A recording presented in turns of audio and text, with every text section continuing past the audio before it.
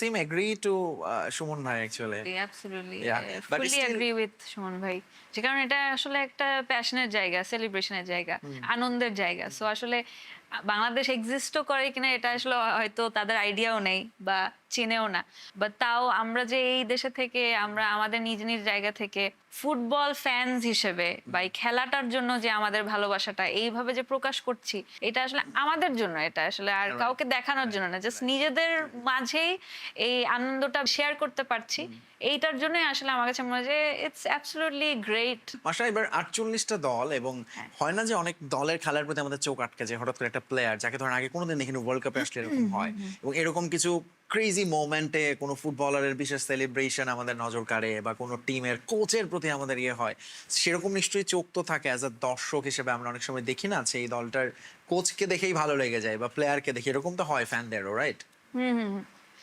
আমি ওভাবে বলবো না, আমি হয়তো একটু আগে ডিসকাস করছিলাম ভাইয়ের সাথে যে এইবার ব্রাজিলের যে কোচ উনি হচ্ছেন Ancelotti. So he is not even a Brazilian, he Yeah, is an Italian. yeah. So এটা আসলে খুব ডিফারেন্ট একটা Yeah, right. আর এটাও মানে আই থিঙ্ক ব্রাজিলিয়ান বা ব্রাজিলিয়ান ফ্যান হিসেবে যারা আছেন ওইটাও একটা খুব সাধুবাদের জায়গা যে যে একই সঙ্গে একটা চ্যালেঞ্জেরও জায়গা। Absolutely Non despite of Brazilian. Not being a Brazilian যে ব্রাজিলকে সামলাচ্ছে, এটা অনেক বড় একটা বিষয়। সো এটাও খুবই অ্যাপ্রিশিয়েট করার মতো রাইট, একটা কার্লো আনচেলত্তির পারফরম্যান্সের দিকে সবার নজর থাকবে। আমিল খান, এই বিশ্বকাপে আমরা বলছিলাম শুরুতেই একদম শুরুর এপিসোডে যে অনেকগুলো নতুন কিছু দেখছি, নতুন দল দেখছি অনেকগুলো, তার মধ্যে বোধহয় সবচেয়ে আনকমন নাম হচ্ছে কুরাসাও।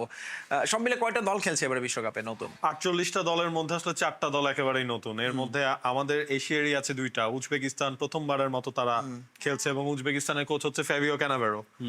একটা top notch qualifier, top notch qualifiers তারা পার করেছে।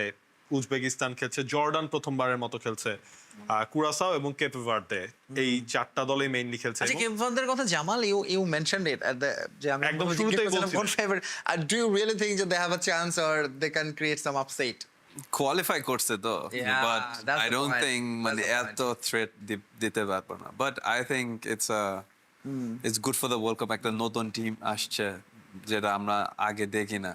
সো একটা এক্সাইটমেন্টের জায়গা। হ্যাঁ, বাট ধরুন কেপ ভার্দের সঙ্গে লেটস সে ব্রাজিল খেলছে বা যে কোনো বড় দল ছোট দল যখন হয় এবং গোলের ব্যবধান, যেমন জার্মানি যেটা করে প্রতিপক্ষকে পেলে একদম ঘুরিয়ে দেয়, 8টা-10টা করে গোল করে, মানে এইটাকে আসলে কেমন লাগে বা কিভাবে নেন এটা? Let's I think last World Cup we saw Japan, they beat, was it Germany? Germany সাথে দিচ্ছে না? হ্যাঁ। So same হইতে পারে। Last World Cup আমরা দেখলাম Morocco, they beat Portugal. সবাই মনে সৌদি আরব, করছে আর্জেন্টিনাকে। সবাই সৌদি আরব ভার্সেস আর্জেন্টিনা, সেম হইতে পারে, Okay. But we never know. But of course favourite থাকবে যার বড় দলের সাথে, এটা স্বাভাবিক। সুমন ভাই, ধরুন দর্শকরা কি আসলে অনেক গোল দেখতে পছন্দ করে নাকি অনেক সময় কম স্কোরিং গোলও আসলে ম্যাচ ইন্টারেস্টিং হয়? না, ফুটবল খেলায় যত বেশি হলে তত বেশি ভালো লাগে। ডেফিনেটলি কম মানে ফুটবল তো গোলের খেলা না। Yeah. আমরা যারা সাধারণ মানে দর্শক, ফুটবলের দর্শক, আমরা তো চাই একসাথে 4-5টা করে গোল হোক, খেলাটা দেখতে আরো মজা লাগে। আর যখন খুব বেশি ডিফেন্সিভ খেলা দেখতে আসলে ভালো লাগে না, একটু অ্যাটাকিং খেলা হলে দেখতে ভালো লাগে। আচ্ছা, সুমন ভাইয়ের কথা শুনে আমার মনে পড়ছে, আমার মনে হয় দর্শকদের এটা জানানো দরকার। উনি এখানে এসে বসার সময় একটা জিনিস বলেছেন, সবকিছু বলা যাবে বাট 7 আপ নিয়ে কিছু বলা যাবে না, যেহেতু প্রসঙ্গটা খুব প্রাসঙ্গিক মনে হচ্ছে, অনেক গোল তো হয়েছিল সেই ম্যাচে। সুমন ভাই, এটা মানে এক শতাব্দীতে একটা খেলা হয় না, মানে মিলেনিয়ামে হয় এরকম। এটা নাভিল কিছু বলবি? It can happen in once in a millennium. Nabil, you see হ্যাঁ, মানে কি বলবেন নাকি হোয়াই অলওয়েজ আস? না, মানুষ যেই গাছটা উচ্চ বেশি চাই সেই গাছের প্রতি মানুষ নজরটা বেশি থাকে না। সো ব্যাপারটা আসলে এরকম, বাট যেটা বললাম না, শতাব্দীতে একবার হয়ে গেছে আর কি। নাভিল, আমরা একটু কুরাসাও সম্পর্কে জানি, মানে কেপ ভার্দে কুরাসাও মানে তারা প্রথমবার কাছে কি অফার করছে তারা? কেপ ভার্দে তো আপনার কুরাসাওয়ের আগে আসলে ওয়ার্ল্ড কাপে এবার কোয়ালিফাই করেছিল। যখন কেপ ভার্দে কোয়ালিফাই করলো তখন আপনার বলাই হলো যে ওয়ার্ল্ড কাপে কখনো এত কম পপুলেশনের কোনো দেশ আসলে কোয়ালিফাই করেনি। 5.5 লাখ কেপ ভার্দের পপুলেশন ছিল। বাট কুরাসাও যখন আপনার কোয়ালিফাই করলো মাত্র 1.5 লাখ, মানে ওই দেশটা মেনলি একটা দ্বীপের মতো। তাদের হচ্ছে আপনার, আপনি আয়তনও যদি দেখেন মাত্র 444 বর্গ কিলোমিটার, মানে আমাদের মিরপুরের থেকেও আপনার ছোট। ওই একটা দেশ ওই দেশ হচ্ছে খেলছে বিশ্বকাপ, তাদের আপনার ম্যাক্সিমাম প্লেয়াররা হচ্ছে মানে বিভিন্ন ধরনের কাজের সাথে ফুটবলের পাশাপাশি ওইগুলোতেও তারা জড়িত থাকে।